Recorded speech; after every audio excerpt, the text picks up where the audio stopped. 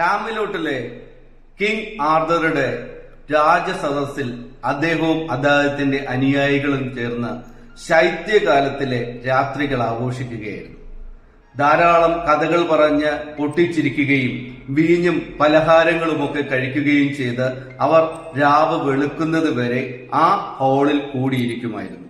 അങ്ങനെയുള്ള ഒരു ദിവസം രാത്രി ഇവർ ചർച്ചകളൊക്കെ നടത്തിക്കൊണ്ടിരിക്കുന്ന സമയത്ത് അതിഭയങ്കരമായ ശബ്ദത്തോടുകൂടി ആ ഹാളിന്റെ വാതിലുകൾ തുറക്കപ്പെടുകയും അവിടേക്ക് ആജാനബാഹുവായ ഭീമനായ പച്ച നിറത്തിലുള്ള ഗ്രീൻ നൈറ്റ് എന്ന പേരുള്ള ഒരാൾ കടന്നു വരികയും ചെയ്തു.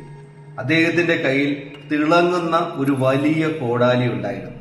നേരെ രാജസദസ്സിലേക്ക് കയറി വന്ന ഗ്രീൻ നൈറ്റ് പറഞ്ഞു, നിങ്ങളിൽ ആർക്കാണ് ഏറ്റവും കൂടുതൽ ധൈര്യമുള്ളത് അവർ മുന്നോട്ട് വരിക. നിങ്ങൾക്ക് ഈ മഴ ഉപയോഗിച്ച് എന്റെ തല വെട്ടാം, പക്ഷേ അടുത്ത ഒരു വർഷം കഴിയുമ്പോൾ നിങ്ങൾ എന്നെ എന്താണോ ചെയ്തത് അതുപോലെ അതേ കാര്യം ഞാൻ നിങ്ങളെ തിരിച്ചു ചെയ്യുന്നതായിരിക്കും എന്ന് ഈ ഗ്രീൻ നൈറ്റ് പറഞ്ഞു.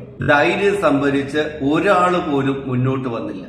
ഒടുവിൽ ഏറെ സമയത്തിന് ശേഷം സർ ഗവൈൻ എന്ന പേരുള്ള ഈ ആർതർ രാജാവിന്റെ ഏറ്റവും ഇളയ അനന്തരാവകാശി എണീറ്റ് വരികയും അദ്ദേഹം ഈ കോടാലി വാങ്ങിയിട്ട് ഈ ഗ്രീൻ നൈറ്റിന്റെ തല ഒറ്റ വെട്ടിന് വേർപെടുത്തുകയും ചെയ്തു. എന്നാൽ തല മുറിഞ്ഞ് താഴെ വീണു എന്നുള്ളതല്ലാതെ ഈ ഗ്രീൻ നൈറ്റിന്റെ ശരീരം തറയിലേക്ക് വീണില്ല. ആ ശരീരം അപ്പോൾ തന്നെ കൈകൊണ്ട് ആ തലയുടെ മുടിയിൽ പിടിച്ചുയർത്തുകയും ആ തല ഗവൈന്റെ നേരെ തിരിഞ്ഞ് ഒരു വർഷം കഴിയുമ്പോൾ ഗ്രീൻ ചാപ്പലിലേക്ക് വരൂ, നിങ്ങളെ ഞാൻ കാത്തിരിക്കുമെന്ന് പറഞ്ഞിട്ട് ഈ ശരീരം ആ തലയിൽ തൂക്കിപ്പിടിച്ച് കുതിരപ്പുറത്ത് കയറി പൊട്ടിച്ചിരിച്ചുകൊണ്ട് ആ കൊട്ടാരത്തെ പ്രകമ്പനം കൊള്ളിച്ചുകൊണ്ട് പുറത്തേക്ക് പോയി.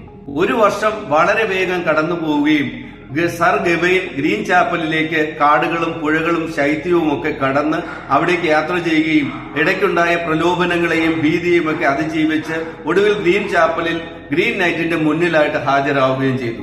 ഗ്രീൻ നൈറ്റ് അദ്ദേഹത്തോട് കഴുത്ത് കുനിക്കാൻ പറയുകയും അദ്ദേഹത്തിന്റെ മഴ ഉപയോഗിച്ച് 3 പ്രാവശ്യം സർ ഗവൈനെ വെട്ടുന്നത് പോലെ അഭിനയിക്കുകയും അദ്ദേഹത്തിന്റെ ഭയം അളക്കുകയും ചെയ്തിട്ട് അദ്ദേഹത്തിന്റെ കഴുത്തിൽ ഒരു ചെറിയ മുറിവ് മാത്രം ഉണ്ടാക്കി ഒരു തുള്ളി ചോര പിടിച്ചിട്ട് സർ ഗവൈനെ വെറുതെ വിടുകയാണ് ഉണ്ടായത്.